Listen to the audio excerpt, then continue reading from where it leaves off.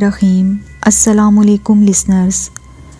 آج کی story Lahore university میں آرکیالوجسٹ ڈپارٹمنٹ کی ایک ریسرچ اسٹوڈنٹ کی ہے۔ وہ اپنا انتہائی ڈراؤنا واقعہ شیئر کرتے ہوئے کہتی ہیں کہ 2016 میں وہ اپنی ٹیم کی قیادت کرتے ہوئے 4000 سال پرانے شہر موہنجوداڑو پہنچیں۔ یہاں کھدائی کے دوران کئی نوادرات ملے، مگر میری توجہ کانسی کے مجسمے نے اپنی طرف کھینچ لی، جسے میں نے لپک کر اٹھا لیا۔ یہ ایک ڈانسنگ گرل کا مجسمہ تھا جو کانسی سے بنا ہوا تھا۔ بڑی بڑی آنکھیں، گھنگریالے بال اور چپٹے ناک والی ایک دبلی پتلی نوجوان لڑکی نے اپنا سیدھا ہاتھ کولے پر اور الٹا ہاتھ اپنی بائیں ران پر رکھا ہوا تھا۔ وہ بظاہر عریاں ہے اور گلے میں صرف ایک ہار ہے۔ میں اسے الٹ پلٹ کر دلچسپی سے دیکھ ہی رہی تھی کہ اچانک ٹیم ممبرز نے واپسی کا غل مچا دیا، کیونکہ یہاں سورج غروب ہونے کے بعد رکنے کی اجازت نہیں تھی۔ دراصل 4000 سالہ موہنجوداڑو کے یہ کھنڈرات بے پناہ پراسراریت رکھتے ہیں۔ رات کے وقت یہ جگہ کافی ہانٹڈ ہو جاتی ہے۔ میں بس میں آ کر بیٹھی تو وہ مجسمہ میرے ہاتھ میں تھا۔ اس مجسمے کو اپنے سامنے رکھے میں غور سے اسے دیکھ ہی رہی تھی کہ پروفیسر اکمل مسکرائے۔ لگتا ہے تمہیں یہ کافی پسند آیا ہے، تو میں نے سر ہلاتے ہوئے کہا، سر میں اسے گھر لے جانا چاہتی ہوں۔ ویسے بھی اب ویکینڈ ہے تو منڈے والے دن میں اسے یونیورسٹی لیب لے آؤں گی۔ تو وہ ایک دم بولے، کھنڈرات سے ملی ہوئی ان 1000 سالہ پرانی چیزوں کو یوں گھر لے جانا کبھی کبھی مصیبت کا باعث بھی بن جاتا ہے۔ ایسی چیزوں کو گھر نہیں لے جاتے، یہ کافی بھاری اور انتہائی اثرات رکھتی ہیں۔ ان کی بات سن کر میں نے مسکراتے ہوئے کہا، سر اب آپ مجھے ڈرا رہے ہیں۔ نہیں، ڈرا نہیں رہا بلکہ سمجھا رہا ہوں۔ سر بس 2 راتوں کی تو بات ہے، منڈے والے دن میں سے ضرور لے آؤں گی۔ تو وہ پرسوچ انداز میں کھڑکی سے باہر دیکھنے لگے۔ میرا سٹاپ بھی آ چکا تھا۔ میں نے وہ مجسمہ اپنے بیگ میں ڈالا اور اتر گئی۔ میرا نام ماہین ہے اور میں اپنی ایک ملازمہ بی جان کے ساتھ رہتی ہوں۔ میرے والدین کی ڈیتھ ہو چکی تھی۔ میں چونکہ آرکیالوجسٹ بننے جا رہی تھی تو میرا روم قدیم نوادرات سے بھرا رہتا تھا۔ میں گھر پہنچی تو بی جان نے کھانا ٹیبل پر لگا دیا۔ کھانا کھانے کے بعد میں اپنے روم میں آئی اور آج دن بھر کی تمام رودات میں ڈائری میں لکھنے والی تھی کہ اچانک مجھے اس مجسمے کا خیال آ گیا۔ تو میں نے اسے اپنے بیگ سے نکالا تو اسے دیکھتے ہی عجیب سا احساس ہوا جسے میں کوئی نام نہ دے سکی۔ خیر میں نے اسے غور سے دیکھا۔ کانسی کا یہ مجسمہ تقریباً 4 انچ لمبا اور ایک 15 سالہ لڑکی کا تھا۔ بظاہر وہ عریاں ہے اور گلے میں صرف ایک ہار ہے اور بازوؤں میں کندھے سے کلائی تک چوڑیاں پہن رکھی ہیں، لیکن یہ چوڑیاں بائیں بازو میں 24 اور دائیں بازو میں صرف 4 تھیں۔ اگرچہ ایسا نہیں لگتا کہ یہ لڑکی رقص کر رہی ہے، لیکن اس کا نام ڈانسنگ گرل رکھا گیا، یہ بڑی حیرت کی بات ہے۔ اور اس کے بالوں کی چوٹی بھی میں نے جب دیکھی تو مجھے بڑی حیرانگی ہوئی۔ اسے دیکھنے سے لگتا جیسے یہ ایک انتہائی پر اعتماد لڑکی ہے جسے خود پر بے پناہ مان تھا کہ مجھ جیسی دنیا میں کوئی نہیں۔ اس قدیم مجسمے کا مکمل جائزہ لینے کے بعد میں نے اسے ڈریسنگ ٹیبل پر رکھا اور اس کی پکس مختلف زاویے سے لینے لگی، اور جب انسٹاگرام پر لگانے کے لیے میں نے گیلری سے پک لینی چاہی تو میں حیران رہ گئی کہ گیلری میں کوئی بھی پک موجود نہیں ہے۔ یہ کیسے ہو سکتا ہے؟ میں خود کلامی کے انداز میں بولی۔ شاید موبائل میں کوئی خرابی ہو گئی ہے۔ یہ چیک کرنے کے لیے میں نے کمرے کی پکس کھینچنی شروع کر دیں اور پھر فوراً گیلری میں جا کر چیک کیا تو میری کھینچی ہوئی تمام پکس گیلری میں موجود تھیں۔ گویا موبائل کیمرے کا فنکشن بالکل ٹھیک ٹھاک کام کر رہا ہے۔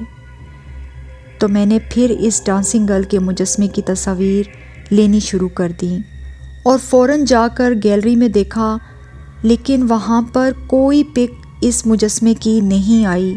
تو میں پرسوچ انداز میں اس مجسمے کو دیکھنے لگی کہ آخر یہ ماجرا کیا ہے۔ موبائل کا کیمرہ تو بالکل ٹھیک کام کر رہا ہے، پھر اس مجسمے کی کوئی تصویر موبائل کا کیمرہ کیوں کیپچر نہیں کر پا رہا؟ میرے لیے یہ ایک عجیب معمہ تھا۔ میں نے موبائل ایک طرف رکھا اور سوچا صبح تصویریں لے لوں گی۔ اس وقت رات کے 1 بج رہے تھے اور آج دن بھر کی کارروائی کی میں نے رپورٹ بھی تیار کرنی تھی۔ میں فوراً اپنے رائٹنگ ٹیبل کی طرف گئی، ابھی پین پکڑا ہی تھا کہ اچانک مجھے چوڑیوں کے کھنکنے کی آواز آئی جو بہت مدھم سی تھی۔ میں ایک دم سے چونکی۔ غیر ارادی طور پر میری نظر ڈریسنگ ٹیبل پر گئی تو میرے پیروں تلے سے زمین ہی نکل گئی۔ وہاں پر ڈانسنگ گرل کا وہ مجسمہ اپنی جگہ پر موجود نہیں تھا۔ میرا دل تیزی سے دھڑکنے لگا اور کان سائیں سائیں کرنے لگے۔ میں کمرے میں چاروں طرف نظر دوڑانے لگی کہ آخر یہ مجسمہ کہاں گیا۔ کمرے میں کوئی آیا بھی نہیں۔ پھر اچانک وہ مجسمہ مجھے انگیٹھی کے اوپر بنے کانس پر دکھائی دیا تو میں پھٹی پھٹی نظروں سے اسے دیکھنے لگی اور سوچا شاید میں نے ہی رکھ دیا ہو۔ آج کل میں بہت بھلکڑ ہو گئی ہوں۔ میں نے انگیٹھی میں لگی آگ کو بجھا دیا۔ کمرہ ٹھیک ٹھاک گرم تھا اور میں بہت تھک چکی تھی، لہٰذا میں اپنے بیڈ پر آ کر لیٹ گئی۔ باہر ہلکی ہلکی بارش شروع ہو چکی تھی۔ سرد رات میں ٹھنڈک بڑھنے لگی تو میں فوراً بستر میں گھس گئی۔ میرے بالکل سامنے یہ مجسمہ رکھا تھا۔ میری نظریں جیسے اس پر جم سی گئیں۔ نہ جانے اس میں ایسا کیا تھا جس نے مجھے اپنی گرفت میں لے لیا تھا۔ اچانک مجھے لگا جیسے اس مجسمے نے حرکت کی ہو۔ میں اس پر غور کر ہی رہی تھی کہ اچانک مجھے وہ ایک عورت میں ڈھل کر کمرے میں رقص کے انداز میں جھومتی دکھائی دی تو میرے اوسان خطا ہو گئے۔ خوف کی لہر میری ریڑھ کی ہڈی میں دوڑی۔ میں چیخیں مارنے لگی کہ اچانک بی جان میرے روم میں آئیں تو میں دوڑ کر ان کے ساتھ لپٹ گئی اور مجسمے کی طرف اشارہ کر کے کہا، یہ مجسمہ میرے سامنے ابھی ابھی رقص کر رہا تھا، کسی انتہائی بھیانک چڑیل کی شکل میں۔ کیا بول رہی ہو بٹیا، بھلا مجسمہ بھی رقص کرتے ہیں؟ ان کی بات سن کر میں نے پلٹ کر جو ہی مجسمے کی طرف دیکھا تو وہ اپنی جگہ پر رکھا ہوا تھا۔ ان کے کمرے میں آتے ہی سب کچھ نارمل ہو گیا تو میں نے قسم اٹھاتے ہوئے کہا کہ یہ مجسمہ ابھی عورت کے روپ میں میرے سامنے کتھک جیسا رقص کر رہا تھا۔ تو بی جان نے کہا، یہ سب تمہارے لاشعور میں ہے، جبکہ حقیقت میں ایسا کچھ بھی نہیں۔ خود دیکھ لو کہ یہ بے جان مجسمہ اپنی جگہ پر ہے، جبکہ جو تم کہہ رہی ہو وہ کہیں پر بھی دکھائی نہیں دے رہا۔ تو ان کی بات سن کر میرے دل کو ایک آسرا سا ہوا کہ شاید میں نے کوئی ڈراؤنا خواب دیکھا ہے۔ ہاں شاید ایسا ہی ہوگا، ورنہ وہ تو صرف ایک لڑکی کا مجسمہ ہے۔ بی جان تو چلی گئیں، لیکن جب میں نے کارپٹ پر قدیم طرز کی چوڑیاں اور پائل دیکھی تو میں ایک بار پھر سے خوفزدہ ہو گئی کہ یہ کہاں سے آئیں، یہ تو اس مجسمے کی چیزیں ہیں۔ میں نے خوفزدہ نظروں سے مجسمے کی طرف دیکھا تو پھر بستر پر سہمے سہمے انداز میں لیٹ گئی۔ اگلی صبح جب میں اٹھی تو بی جان کو اپنے بیڈ روم کے فرش پر بیٹھا دیکھا تو میں گھبرا کر ان کی طرف بڑھی۔ آپ یوں کیوں بیٹھی ہیں؟ وہ مجھے کچھ پریشان اور ڈری ڈری سی نظر آئیں تو میں نے پھر سے پوچھا، بی جان کیا بات ہے؟ آپ کس بات سے پریشان ہیں اور یوں کیوں بیٹھی ہیں؟ تو وہ ٹھنڈی آہ بھر کر میری طرف دیکھتے ہوئے بولیں، کل رات سے کچھ عجیب ہی معاملات ہو رہے ہیں ماہین، خدا خیر ہی کرے۔ کیا ہوا؟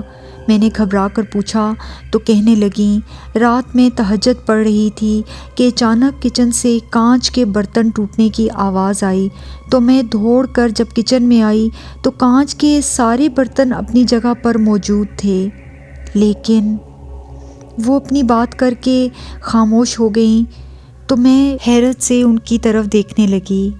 لیکن کیا بی جان؟ میں نے کنفیوز ہو کر پوچھا تو ان کی آواز مجھے بہت دور سے آتی ہوئی محسوس ہوئی۔ کہنے لگیں، کانچ کے برتن تو ٹھیک تھے، لیکن سٹیل کی ساری پلیٹیں اور جگ گلاس زمین پر ایسے پڑے ہوئے تھے جیسے کسی نے ان کو اٹھا کر پٹخ دیا ہو۔ حالانکہ کمرے میں مجھے آواز کانچ کے ٹوٹنے کی آئی تھی، لیکن برتن سٹیل کے نیچے پڑے تھے۔ سچی بات تو یہ ہے کہ میں بہت ڈر گئی اور انہیں اسی حالت میں چھوڑ کر کمرے میں چلی گئی اور آیت الکرسی پڑھنے لگی۔ رات تو جیسے تیسے گزر گئی۔ صبح اٹھی، سوچا تمہارے لیے ناشتہ بناؤں، لیکن سچی بات تو یہ ہے بٹیا کہ ڈر کے مارے کچن میں جانے کا دل ہی نہیں کر رہا تھا۔ ہمت کر کے جب میں کچن میں گئی تو دیکھا سارے برتن اپنی جگہ پر موجود تھے، تو مجھے لگا شاید تم نے رکھے ہوں۔ میں فوراً کمرے میں تمہارے گئی، لیکن تم تو بے سدھ سو رہی تھی، اور ویسے بھی میں جانتی ہوں تم اتنے صبح سویرے اٹھتی نہیں ہو، تو یہ برتن نہ جانے اپنی جگہ پر کس نے رکھ دیے۔ میں ابھی یہی سوچ کر کچن کی طرف بڑھی ہی تھی کہ تمہارے کمرے سے مجھے کسی لڑکی کے ہنسنے کی آوازیں آنے لگیں۔ میں پھر تمہارے کمرے میں پلٹ کر آئی تو دیکھا تم تو سو رہی تھیں اور کمرے میں بھی کوئی موجود نہیں تھا۔ تو پھر تو میری سانس ہی بند ہونے لگی۔ میں نے فوراً وہیں کھڑے کھڑے آیت الکرسی پڑھنی شروع کر دی کہ اچانک کسی نے اتنی زور کا دھکا مجھے دیا کہ میں منہ کے بل جا کر یہاں گر گئی۔ بی جان کی باتیں سن کر اچانک مجھے پروفیسر اکمل کی باتیں یاد آنے لگیں۔ وہ مجھے منع کر رہے تھے کہ ہزاروں سال پرانی ایسی چیزوں کو لے جانا گھر پر مناسب نہیں ہوتا۔ میں نے سہم کر اچانک کمرے میں موجود مجسمے کی طرف غور سے دیکھا تو حیرت کا ایک شدید جھٹکا مجھے لگا کہ مجسمہ اب میرے بیڈ پر رکھا تھا۔ اسے اپنے بیڈ پر دیکھ کر میں ایک دم سے اچھل پڑی۔ میں نے بی جان سے پوچھا کہ یہ مجسمہ کیا آپ نے بیڈ پر رکھا ہے؟ تو وہ کہنے لگیں، اے بٹیا، مجھے کیا ضرورت کہ میں اسے بیڈ پر رکھوں؟ تو پھر یہ میرے بیڈ پر کیسے آیا؟ اب میں اتنی بھی تو غائب دماغ نہیں ہوں بی جان۔ میری بات سن کر بی جان ایک دم سے چونکیں اور مجھے کہنے لگیں، رات کو بھی تم اس مجسمے کے حوالے سے کچھ ایسی ہی باتیں کر رہی تھی نا؟ تو میں نے کہا، جی، رات کو میں نے یہ مجسمہ ڈریسنگ ٹیبل پر رکھا تھا، تو یہ تھوڑی دیر کے بعد مجھے انگیٹھی پر دکھائی دیا، تو مجھے لگا کہ جیسے میں نے ہی رکھ دیا ہو۔ لیکن اب اس مجسمے کو اپنے بیڈ پر دیکھ کر میں ششدر ہوں کہ ہم دونوں کے علاوہ تو فلیٹ میں تیسرا کوئی بھی نہیں ہے جو اس کو انگیٹھی سے اٹھا کر میرے بیڈ پر رکھے گا، اور آپ بھی ابھی کمرے میں آ رہی ہیں۔ تو بی جان نے مجھے کہا کہ مجھے تو کچھ اچھا محسوس نہیں ہو رہا، بہتر ہے کہ تم یہ مجسمہ یونیورسٹی چھوڑ کر آؤ۔ آج تو سنڈے ہے، یونیورسٹی بند ہوگی، اب کل ہی میں اسے لے کر جاؤں گی۔ پھر میں نے جیسے تیسے ناشتہ ختم کیا اور سوچا کہ پروفیسر اکمل سے اس حوالے سے بات کروں کہ اچانک مجھے اپنے کمرے میں دھڑم کی آواز آئی تو میرا دل اچھل کر خلق میں آ گیا۔ میں بھاگتے ہوئے اپنے کمرے میں گئی تو یہ دیکھ کر مجھے پسینے سے آ گئے کہ میرے کمرے میں موجود تمام ڈیکوریشن پیسز زمین پر گر کر چکنا چور ہو چکے ہیں، اور اس کے ساتھ ساتھ جا بجا انہی پیسز کے اوپر خون کے چھینٹے بھی پڑے ہوئے ہیں۔ میں چیخی تو بی جان بھی ایک دم سے کمرے میں آ کر کسی بت کی طرح کھڑی ہو گئیں۔ ارے یہ ہر طرف خون کے چھینٹے ہی چھینٹے پڑے ہوئے ہیں، یا اللہ یہ کیا معاملہ ہے ماہین، تمہارے بیڈ پر بھی خون کے چھینٹے ہیں، یہ سب کیا ہے؟ تو میری نظر بھی ایک دم سے اپنی بیڈ شیٹ پر پڑی تو یہ دیکھ کر میرے دل کی دھڑکن تیز ہو گئی کہ میرے پورے کمرے میں خون کے چھینٹے ہی چھینٹے پڑے ہوئے تھے۔ فوراً سورہ بقرہ پڑھو، بی جان نے مجھے کہا، اور وہ خود بھی سورہ بقرہ پڑھنے کے لیے باہر نکل گئیں۔ تو میں باتھ روم میں وضو بنانے کے لیے جوں ہی گھسی تو مجھے اپنے کمرے کا دروازہ بہت زور سے بند ہونے کی آواز آئی تو میں اچھل پڑی اور میں بنا وضو بنائے باتھ روم سے باہر نکل آئی۔ اچانک مجھے اپنے پیچھے کسی کی موجودگی کا احساس ہوا تو میں ٹھٹک کر وہیں رک گئی، لیکن میں نے پیچھے مڑ کر نہیں دیکھا۔ پھر مجھے اپنے بہت قریب کسی کی موجودگی کا احساس ہوا تو میرے بدن کے تمام رونگٹے کھڑے ہو گئے۔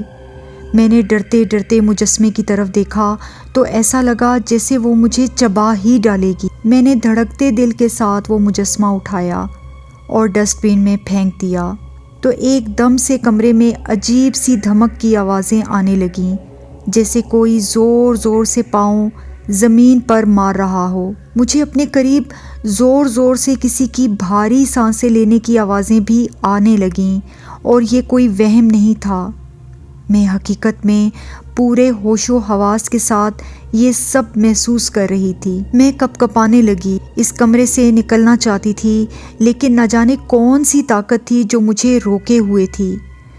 میں ایک انچ بھی اپنی جگہ سے ہل نہیں پا رہی تھی کہ اچانک ڈسٹ بین میں حرکت ہوئی اور وہ مجسمہ وہاں سے نکلا اور میرے دیکھتے ہی دیکھتے ایک انتہائی بھیانک شکل والی عورت کے روپ میں ڈھل گیا، جس کے پاؤں پیچھے تھے اور منہ آگے۔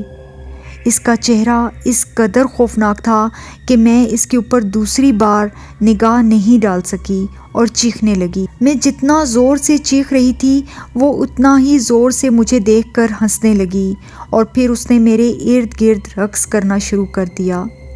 اچانک کمرے کا دروازہ کھلا اور بی جان قرآن پاک لے کر اندر داخل ہوئیں۔ مجھے سکتے کی حالت میں دیکھ کر وہ اونچا اونچا قرآن پاک کی تلاوت کرنے لگیں تو میرے ارد گرد گھومتی یہ چڑیل نما مخلوق زور زور سے غصے سے سانس لینے لگی، اور میرے دیکھتے ہی دیکھتے وہ دوبارہ سے مجسمہ بن گئی۔ تو میں بھی جیسے اپنے حواس میں آئی اور بھاگتے ہوئے بی جان کے پاس گئی۔ اب ہم دونوں اس کمرے سے باہر نکلے اور دروازے کو بند کر کے بی جان نے اپنا اور میرا حصار باندھ دیا۔